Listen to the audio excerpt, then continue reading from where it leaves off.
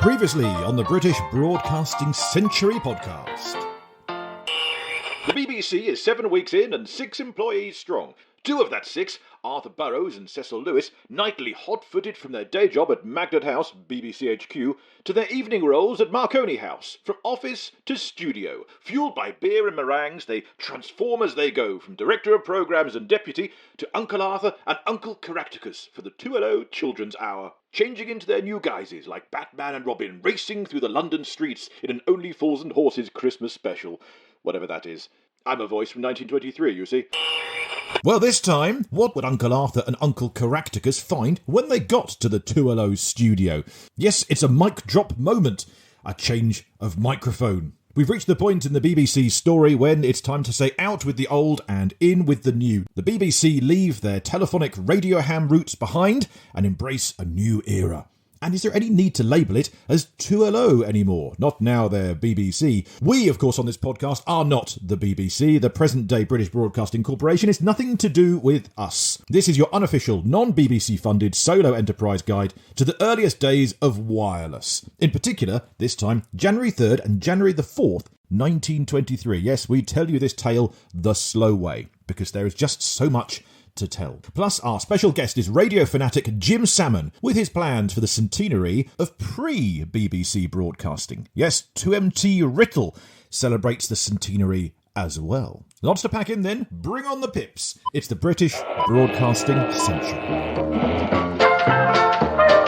Hello. This is Paul Carenza calling.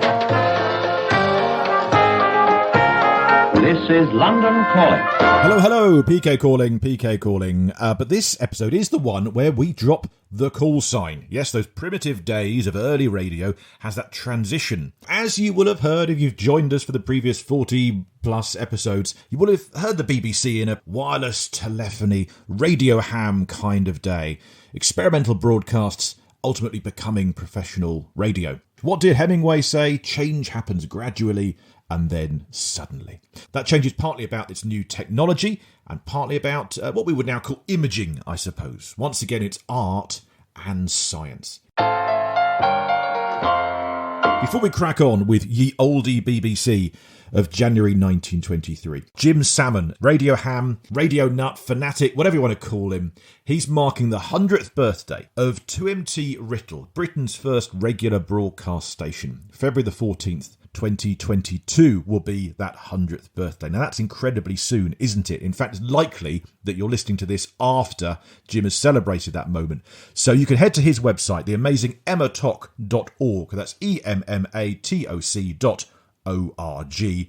Find what Jim Salmon and co have been doing there, celebrating Radio Emmatoc 2MT Riddle. Yeah, he's even reclaimed that name of that long-lost radio station. Here's Jim. I try to work out what interested me about the 2MT story. I mean, the thing that first got me interested in 2MT was that because I'm a radio ham, 2E0RMI, callsigns. I think we might come on to that. We might come on to that, definitely. So as a radio ham and member of the Chelmsford Amateur Radio Society, we used to transmit from this funny old wooden hut, which was in our Sandford Mill Industrial Museum here in Chelmsford. And I didn't really know the history of it. Then I picked up a leaflet there one day, started reading about it, and thought, okay, what was this funny little station that was originally in this hut, and why is this hut in this massive great building? So started learning more about that. Enjoyed transmitting from the hut. I'm not going to say made the mistake of, but I bought one of Tim Wander's books about 2MT. Took it on holiday with me. And I didn't see much of the beach those 2 weeks because I was reading the book all the time. So I got fascinated and hooked on the story of 2MT. Yeah, so Jim is paying tribute to 2MT Riddle via emmatoc.org. Do head there to see what he's up to, especially if you get this in time. On February the 14th, 2022, you can see the live-streamed celebrations that Jim is putting on for the pre-BBC British Broadcasting Station, 2MT Riddle. Or you can check his website, emmatoc.org, after the event to see the sort of things that he's up to there. He's even now putting out long-wave radio into the world. As for that pioneer of 2MT Riddle, Peter Eckersley, in our timeline on this podcast that we're gradually telling you, Eckersley at this point is still on the last few shows in 2MT. It's still going on. But the writing's on the wall. That hut in that muddy Essex field is the only awkward competitor to the BBC on the airwaves in early 1923. They were clinging on for now. If this is unfamiliar to you, not quite sure who I'm talking about, episodes 8 and 9 of this podcast will tell you the Peter Eckersley 2MT Riddle story. They started British broadcasting on a regular basis. The BBC then came and ran with it in late 1922. But the BBC were doing the serious thing. Eckersley was doing the silly thing. He still took aim at the BBC, especially at the man with the golden voice, programme director Arthur Burrows. His journalistic training dramatised the least incident. Now, this is from Eckersley's 1941 immodestly titled memoir, The Power Behind the Microphone. Here talking about Arthur Burrows at BBC HQ. Memory shows me his earnest concern over a letter from a parson in Norfolk who thought he had heard someone say damn into the microphone. It might have been Cecil Lewis who said it, and who would not have cared a damn if he had. Lewis would have appreciated the mistake and got on with the work. He had a warm sympathy with the aesthetic side of life, and with Burrows completed a strangely assorted pair. So yes, Eckersley was listening in at this point to the BBC as a listener. Of course, ultimately Eckersley will join the BBC as chief engineer. That's in a few episodes' time. Another example from January 1923, we know that Arthur Burrows sent a memo to Stanton Jeffries at Marconi House complaining of vulgarity by a humorist. Yes, it must be stopped. Arthur Burrows was becoming quite the celebrity at this point. He was nicknamed 2LO's Hello Man. I should like to say that we are making a special point of ensuring that nothing should be broadcasted which is in any way unsuitable for the minds of the children who form a large percentage of our audiences. We leave it to parents, of course, to decide as to the advisability of allowing their children to listen in to the news bulletins. Ah yes, straight-laced Arthur Burrows and his critical rival, Peter Eckersley. Don't forget, I'm playing both of these men in my new touring one-man play. It's called The First Broadcast. We're off and rolling now. I've had a couple of performances, and thank you if you came. It features me, Paul, as Arthur Burrows, and Peter Eckersley. These two names that appear quite a lot in this episode alone. Do come and see the show on tour. The First Broadcast is having new dates added all the time. So, at time of recording, next performance is Banbury in March the 3rd, then Barnes, Central London, Bristol, Chandler's Ford, Blandford Forum, Bath, Kettering, Guildford. Tickets and details at paulcarenza.com/tour. Do come, or book it in for your place, why not indeed? Oh, and Chelmsford is TBC. It's short for to be confirmed, not Tritish Broadcasting Company. That would be strange. So anyway, that's Eckersley versus Burrows rumbling on into 1923. But meanwhile in London, we spent the last few episodes in Magnet House, but a short 15-minute walk away is the studio, Marconi House. It had another 4 months in it before Magnet House and Marconi House combine into Savoy Hill, studio and office in one BBC. With no space in the one room at Magnet House, the Marconi House studio was used as an office by day, by station director Stanton Jeffries, then Rex Palmer, his successor. They were, of course, on-air talent as well. But office or studio, the technical tinkering was happening around them, whatever they were doing, as Rex Palmer recalled. During the daytime hours, some of us, Stanton Jeffries for one, I remember, used the 2LO studio as an office. Or we tried to, while the engineers carried on with their experiments. Ah, the 2LO studio, innovation happening around their very feet. Now, these new microphones then were, of course, aimed to improve the quality of the broadcasts. The focus till now had been on the transmitter. Now that was up and running. The engineers, under Captain Round's guidance, were switching their attention to newer, better microphones. So till this point, London 2LO had been using rather dodgy microphones, Peel Connor carbon granule types. They're like the ones you get in telephone mouthpieces, only with a big horn that you shouted into. You know, Nellie Melba used one in June 1920.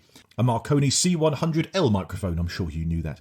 Peter Eckersley had a microphone like this in 2MT and Riddle, and right up to 2 weeks before, even the brand new Newcastle 5NO station was having Peel Connor microphones fitted too. But they weren't very good, they had limitations. They were tolerable for voice, a bit of a hiss though. Arthur Burrows said that the early microphones worked best after a good shaking, like a bottle of medicine, and responded best when shouted at. Unreliable for music, couldn't pick up the full range of notes if you stuck a microphone in the piano. They had 6 of these microphones dotted around the 2LO studio, and it did put off some performers knowing their perfect voices would be imperfectly carried through the ether. The publicity value of these performances would not be so great after all. But the deal was that the Marconi company would essentially build brand new studios around the country, maybe even around the world, but in 2LO's image. So the 2LO was essentially the model, and they were let down by these microphones. So they got their smartest engineer to create a brand new microphone. Enter Captain H.J. Round and his moving coil microphone. Ironically, given we're talking about microphones, we've had a little microphone trouble ourselves this episode, so thanks for bearing with us. We need Captain Round to come and help us out. Here's early engineer, later chief engineer, Harold Bishop, not the one from Neighbours. We had this transmitter up on the 7th floor, and I remember very well the microphone experiments which were carried out by Captain H.J. Round of the Marconi Company. The microphones in those days were very poor and very inadequate for our purpose, and Round's purpose was to find something which was much more sensitive. Vanquishing the Peel Connor, the new round coil microphones were electrodynamic. Sounds good, doesn't it? Well, sounding good was the idea. So they're more sensitive, based on a similar idea to the telephone earpiece rather than the telephone mouthpiece. To get the best of it, Captain Round would use 4 of these microphones in parallel, plus various stages of preamplifier that, to be honest, I don't fully understand. I'm not an engineer. Essentially, this would increase the gain. It did make for a much heavier box. This is all one giant microphone that really wasn't that practical at all in terms of lumbering it around, but it would do to get broadcasting off the ground. Now, literally off the ground, it was placed on a sturdy tripod or maybe hung from the ceiling. Wouldn't stand underneath it unless you're wearing a tin hat. It was rather heavy. Less hiss than the Peel Connor. It could pick up more, so you could place it further from the performer. So these microphones, of course, had to be tested. So rigorously throughout November, December 1922, London 2LO studio had Captain Round there tinkering away. Lots of volunteers by day saying days of the week, months of the year, playing all of the keys on a piano, as engineer Harold Bishop recalled. I remember playing the piano one finger at a time for hours on end, while Captain Round, chief of Marconi Research, tried out new ideas for microphones. At one point, Captain Round went to lunch, but forgot to tell the poor piano player who was testing it all out, and was still doing scales when Round got back after his sandwiches, thinking the mic was undergoing a very long test.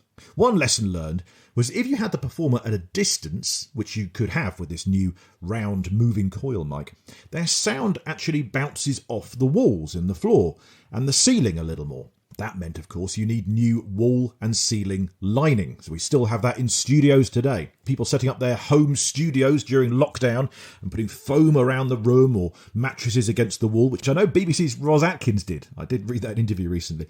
So when they moved to the new Savoy Hill studios, lined walls were built into the plans.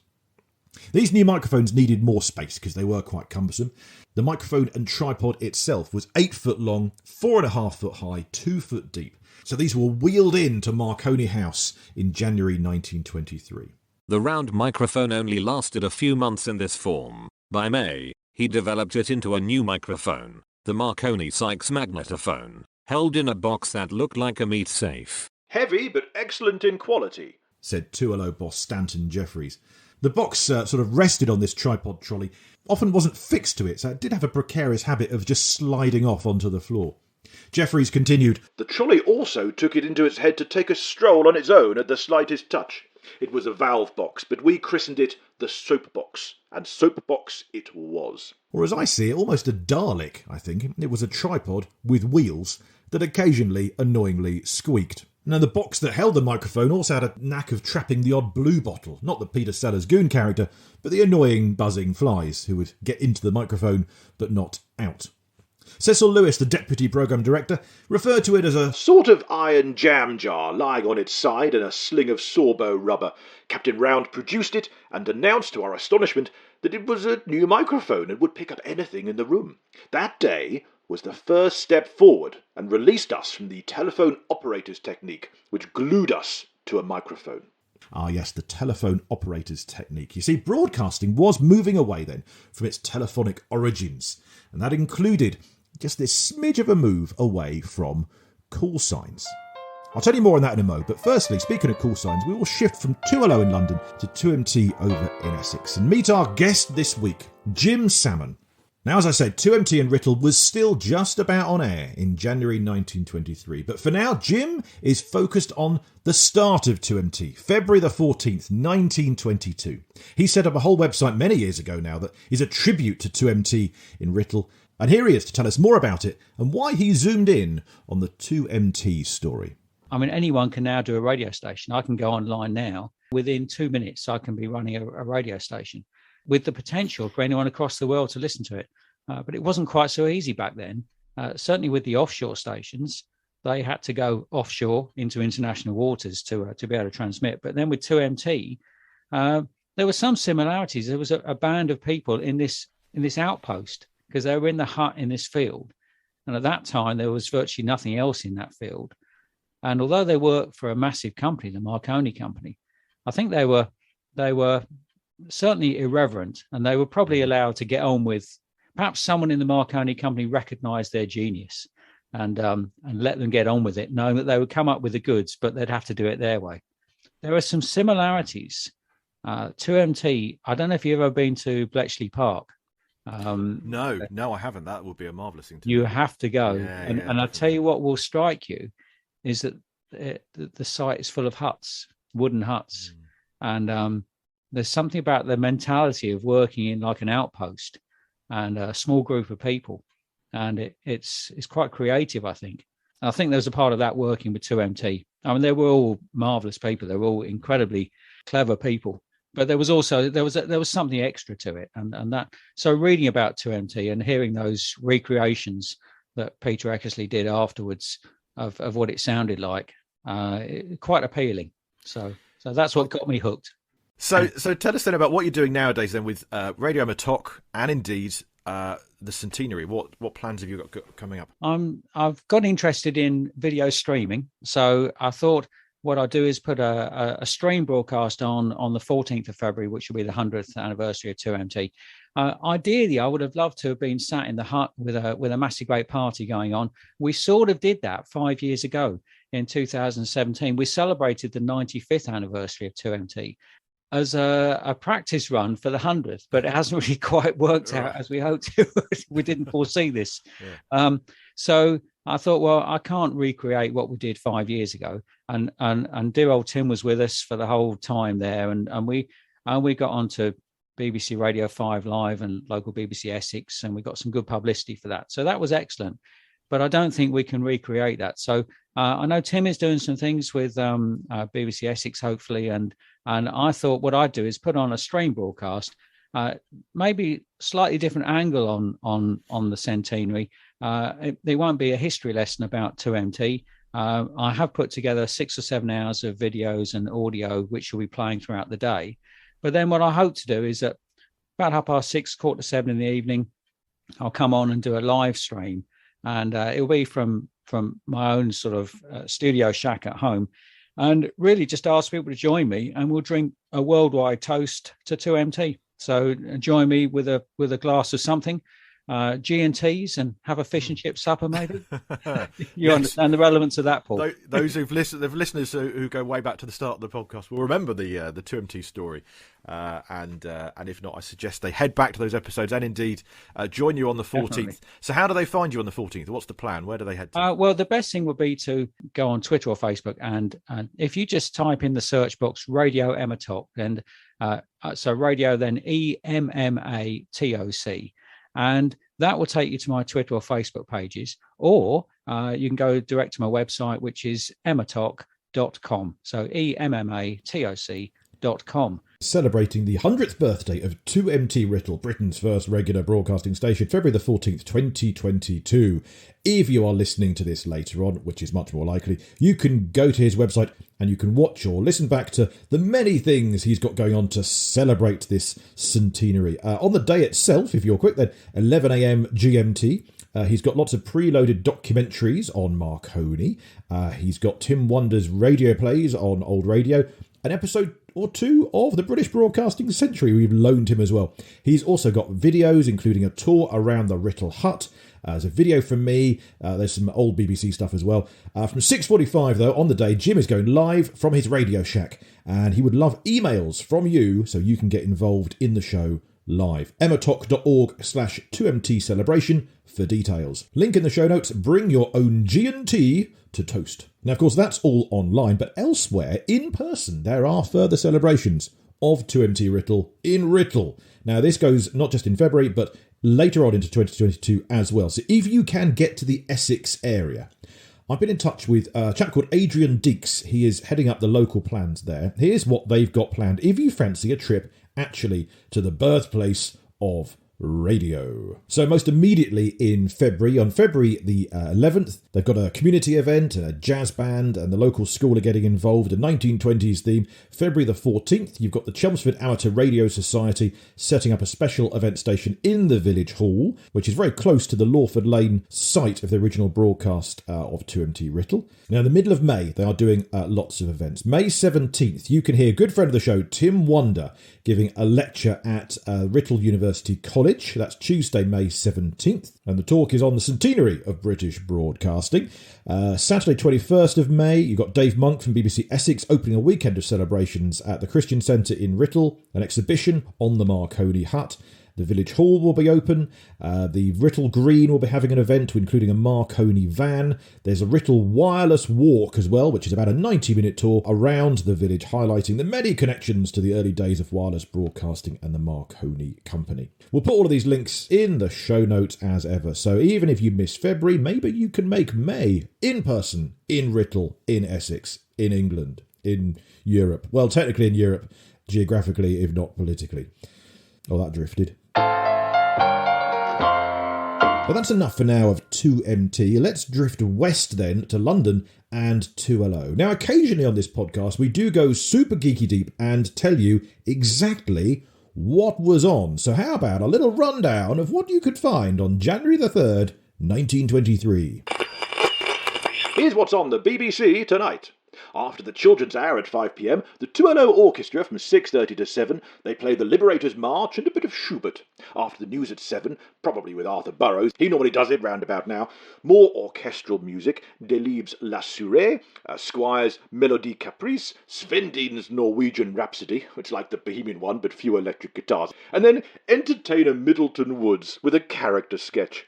Dance music, that's Foxtrots, not Judge Jules or DJ Silly Boy's Serious Jockin' Noji. Baritone Topless Green from 9 with a bit of Coleridge Taylor. Soprano Annette Blackwell with some Vaughan Williams. The orchestra again after the late news, before Middleton Woods returns with more humour in The Bantam Brigadier by Birmingham dialectic musical writer Graham Squires. A lot of detail for you there, but in case anyone particularly wants to know exactly what was on, that was it.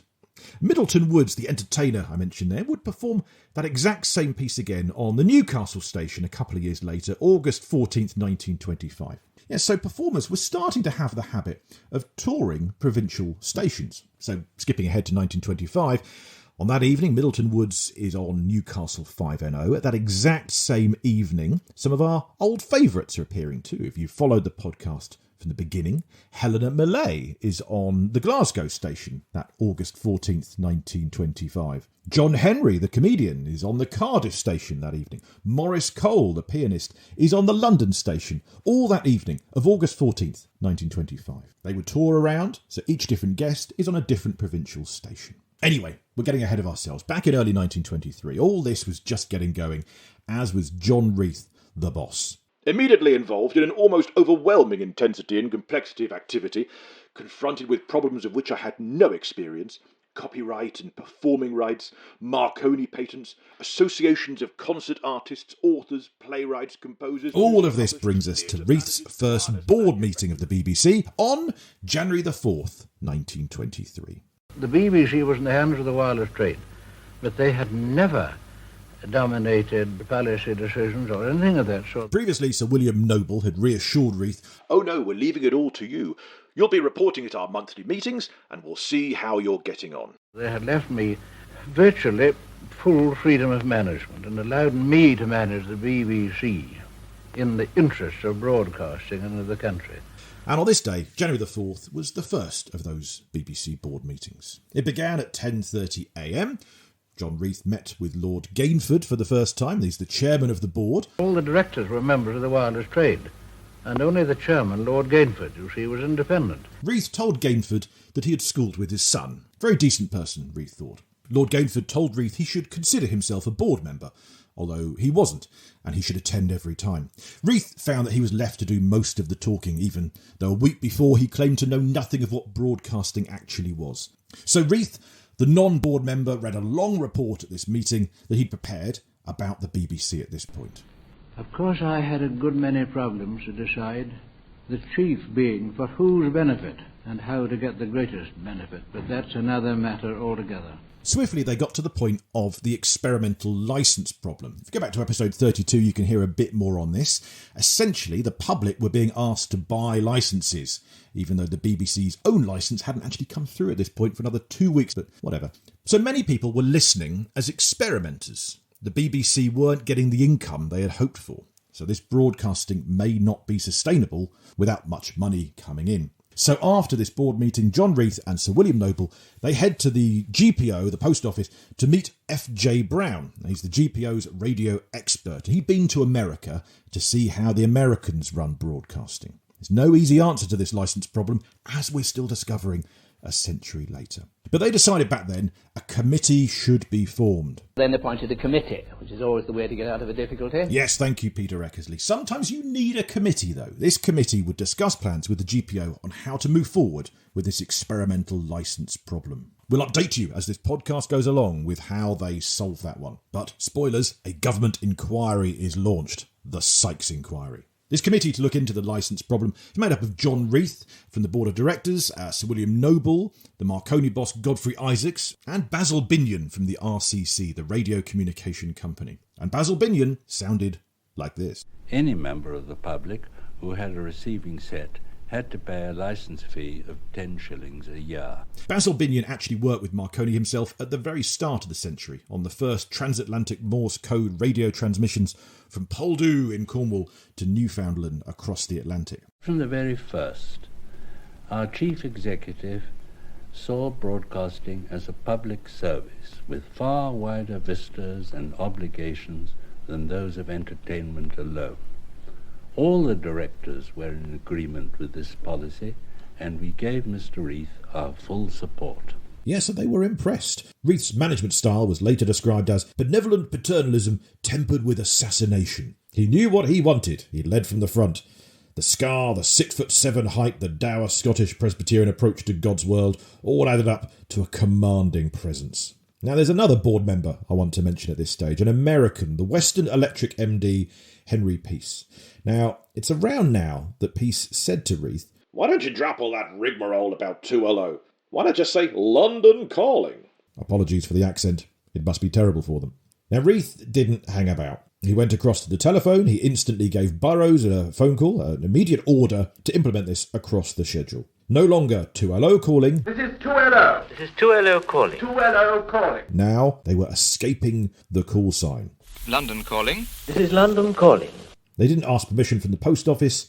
They just did it. Sometimes it's easier that way. Sometimes we said, this is 2LO, and sometimes this is London. Here's future Chief Engineer of the BBC, Sir Noel Ashbridge. Sometimes the announcer felt justified in expressing the hope that some of his listeners were able to hear him at all. Sir Noel would actually follow Peter Eckersley as Chief Engineer, and at this point in our timeline, he's finishing up at 2MT in Writtle, not thinking of joining the BBC. Those were the days of easy, unstudied announcements. And sure enough, a couple of days later, January 6th listing in the Pall Mall Gazette no longer refers to it as 2LO, just the London Broadcasting Station. Now, future Chief Engineer Peter Eckersley thought that this was the natural progression of broadcasting, being dragged away from its telephonic roots. He wrote, "When broadcasting began, the methods of announcing and the studio routine were derived from, if not identical with, a code of formal procedure laid down for operators using wireless telephone communication. The constant hellos, the repetition of the station call sign, the obvious itemization of programs were designed so it seemed more to illustrate the wonders of wireless than to do broadcasting justice. It made the listener think more about the technical means by which he heard the programmes than the programmes themselves. I think he had a point. Another way that it was moving on was those government-mandated intervals. Here's Uncle Caractacus, a.k.a. Cecil Lewis. Every 7 minutes, we had to close down for 3 minutes, in case we were interfering with the government services. You'll recall, maybe, that in December we'd seen the last of those infernal 3-minute intervals. No, instead, a new rule had come in for a while. 5 minutes off in every hour, again, ostensibly to leave some radio silence in case needed. In practice, though, it had been quite useful for 5 minutes of silence to shuttle instruments and performers in and out of the studios. We had a habit of holding up the programmes to move pianos and microphones about. But even that 5 minutes in the hour interval, that was dropped by this day too. If broadcasting was going to give us concerts, you couldn't have 5 minutes of silence out of every 60. And they already had 18 hours of silence out of every 24 hours at this point. So you have new microphones, no intervals, the call sign less frequent. Broadcasting was all becoming a little more professional.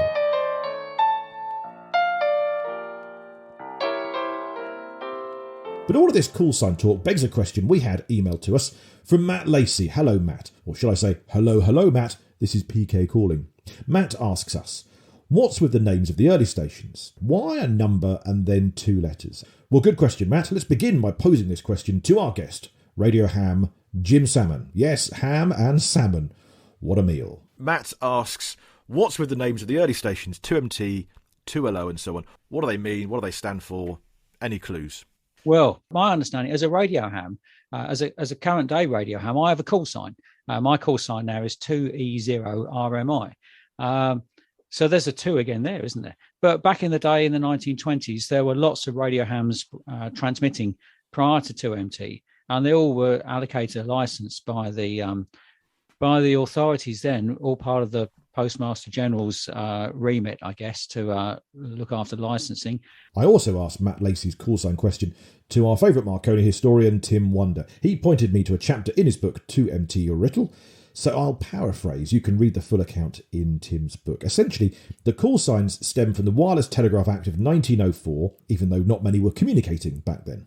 The origins come from wired communications, so the earliest call signs were spelt in Morse, and so for brevity's sake, that meant the letter number thing. It was generally based on location, so Luxembourg had 1, Great Britain had 2, hence 2MT Riddle, 2LO. France, I think it was 8, and Germany was 4, and I think Holland was either nothing at all or maybe 0. So when you get the Dutch station that they could hear, the Dutch concerts, that was often just letters, I think. They tended to, most of them at the time, started with the number 2, but sometimes the letters mean something. So 2LO, which was the station after 2MT, LO for London.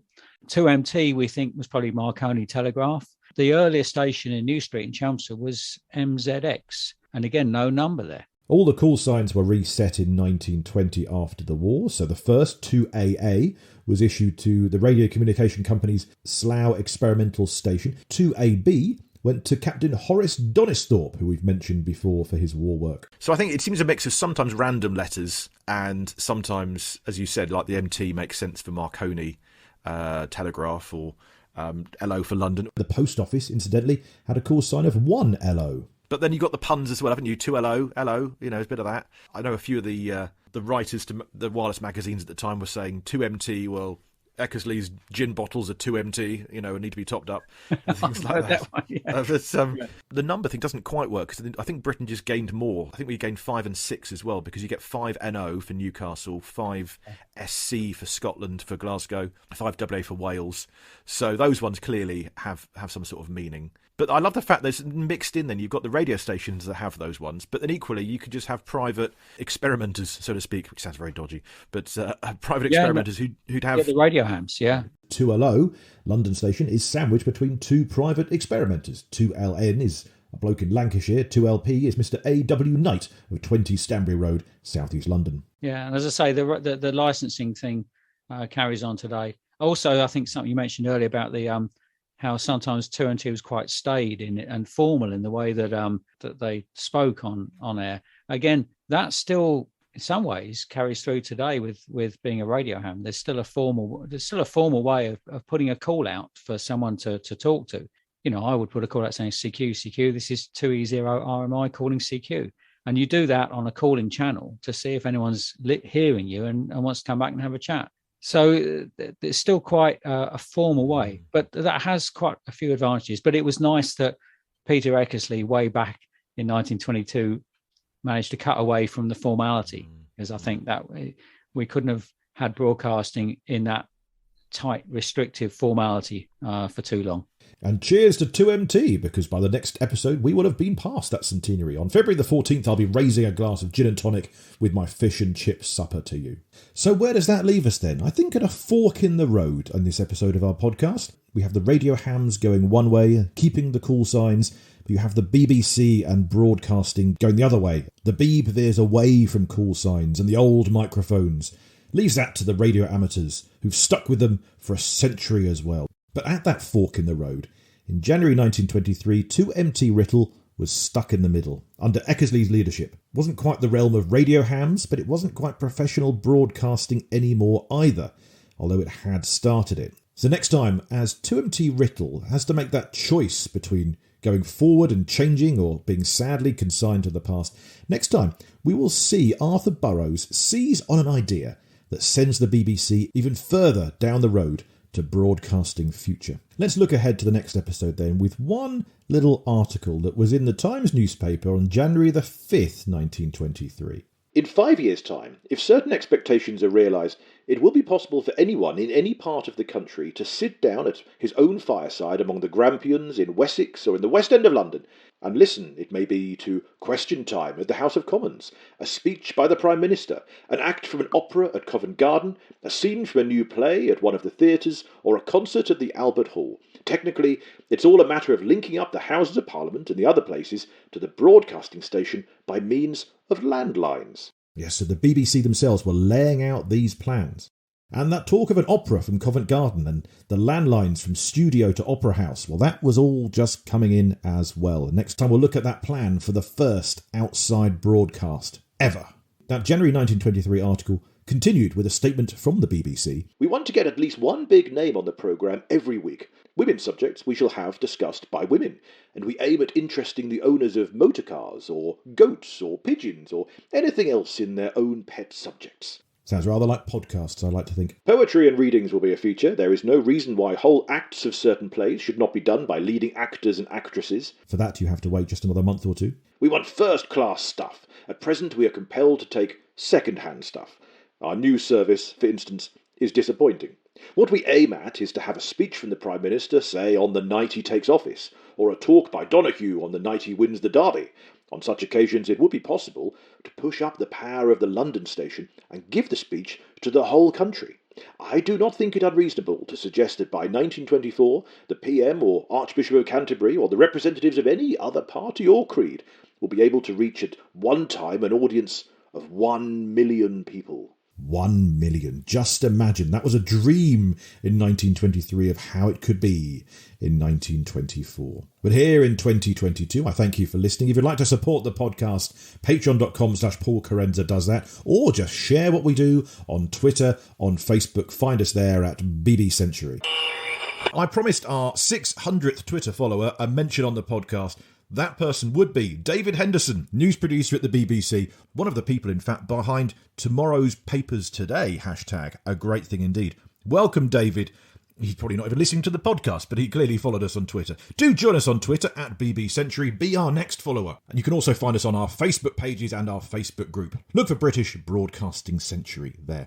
Hello and thank you to our newest Patreon supporter, Tim Blackmore. Thank you, Tim. And thank you to all who support us on Patreon and keep us in books and web hosting and occasional visits to the BBC Written Archive Centre that we need to pay for because we're not officially BBC. So if you think that we are taking our time on this podcast, if you think we're exploring really niche parts of radio history, blame our Patreon supporters, because basically the more people who chip in there, the more research I can afford, the more books I can find, the more I discover, and suddenly the episodes grow and grow as I find new little aspects of the story to bring to you. It's a simple equation. The more you guys put in, unfortunately, the more I produce in terms of episodes and things. My thanks to Jim Salmon, and do raise a toast on February the 14th, 2022 to 2MT Riddle, the start of regular British broadcasting.